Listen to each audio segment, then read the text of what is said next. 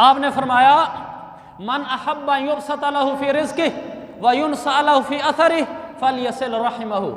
बुखारी की हदीस।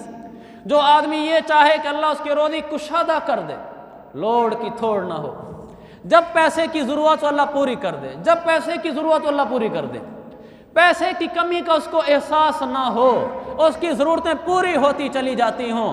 तो जो आदमी ये चाहता हो, फरमाया एक काम कर ले बस, फलयसिल रहिमहू, रिश्तेदारों के साथ जुड़कर चलता रहे, किसी रिश्तेदार से ना रूठे। रब्बे जुल जलाल रोज़ी नहीं रोकेगा नहीं। युबसत लहू फी रिज़्क़िही, अल्लाह रोज़ी कुशादा कर देगा, अल्लाह उसकी रोज़ी खोल देगा, उसको रोज़ी की परेशानी नहीं होगी। यह बड़ा मुश्किल सबक है, लेकिन जो कर जाएगा उसकी रोज़ी खुल गई। आज आज़माना है, आज आज़मा लो, साल बाद आज़माना है, साल बाद आज़मा लो। जिसने भी ये काम किया उसकी रोज़ी में कमी नहीं आई। तो मेरे अजीज़ भाइयों, आज से नियत करें हम किसी रिश्तेदार से नहीं रूठेंगे। इसका दुनिया में इनाम है, रिश्तेदारों से राज़ी रहने का, कि अल्लाह रोज़ी बढ़ाता है।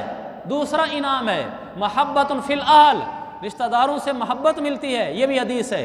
तीसरा इनाम है अल्लाह ताला उसकी ज़िंदगी में बरकत देता है। चौथा इनाम है वल युदफ़ा अन्हु मीततुस्सू, अल्लाह उससे बुरे खात्मे से बचाता है।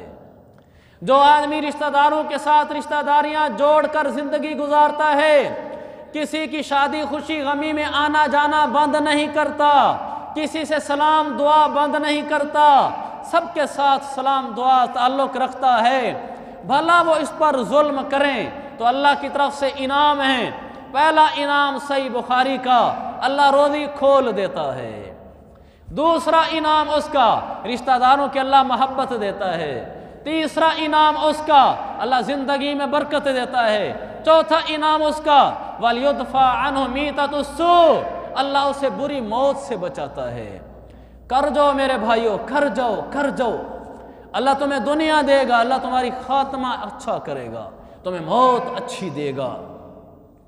इसको मैं किन लफ्ज़ों में बयान करूं कि रिश्तेदारियां न तोड़ना, अल्लाह तुम्हें दुनिया में रोज़ी अच्छी देगा।